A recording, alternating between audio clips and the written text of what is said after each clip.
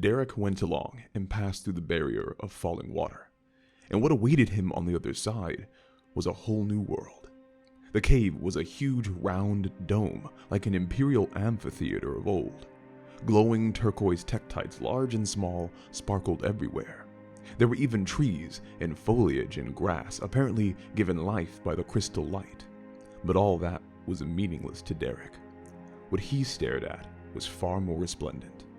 Sat at the back of the cave, curled around a large clutch of eggs, was a bone-white imperious dragon. Its hide was streaked in rose red that waxed and waned along its body. 6 ivory horns extended in rows from its head, each tipped in pink and pointing straight back to its neck to be longer than the last. Do y'all remember Dragon Booster?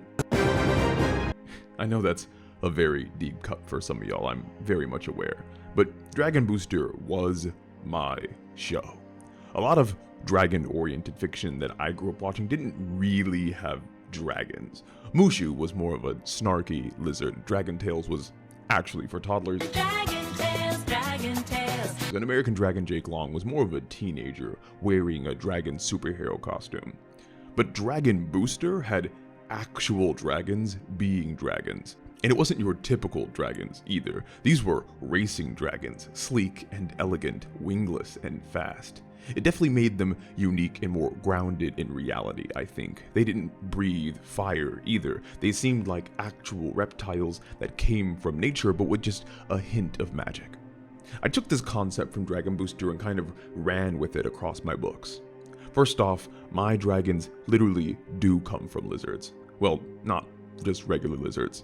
The wilds of my world are home to grand animals, massive versions of wildlife. The reptiles that my dragons come from are grand lizards that were selectively bred by a group of ancient northerners. And this breeding selection is how the different breeds of grand dragons came about. Games like Lair wowed me with their variety of dragon types, and Century Age of Ashes carries that on in the modern day. So across my books, you have everything from the slow and monstrous Tyrannus breed, inspired by one of my favorite dragon-type Pokemon, all the way to the regal Imperious breed, harkening back to those sleek Dragon Booster dragons. And of course, I'd be remiss if I didn't mention the most popular dragon-centric fiction of the modern age, Game of Thrones. Because it had this really cool interplay of weaving in dragons with royalty. That's where the entire idea of where my Imperious breed comes from. House Cayman, the first dragon-taming family, became royals that ruled over half the world, and they did it by selectively breeding dragons in hidden groves. These royal dragons, the personal mounts of the Caymans, eventually evolved into what we have today, the Imperious breed.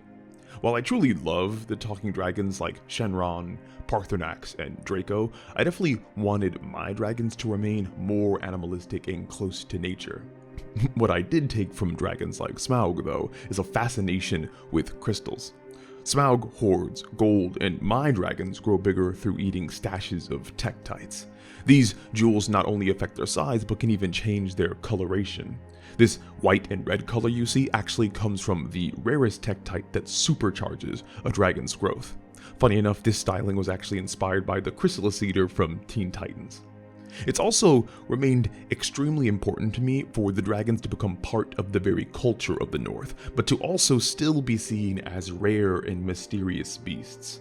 Northern emperors would decorate themselves in draconic stylings, and whole cities would be constructed in dragon motifs. The Journey at King's Landing by Mark Simonetti is a major influence for this. The first 4 of my books don't really feature dragons at all, so my 5th book and my eventual 6th book is where I kinda got to go buck wild with them.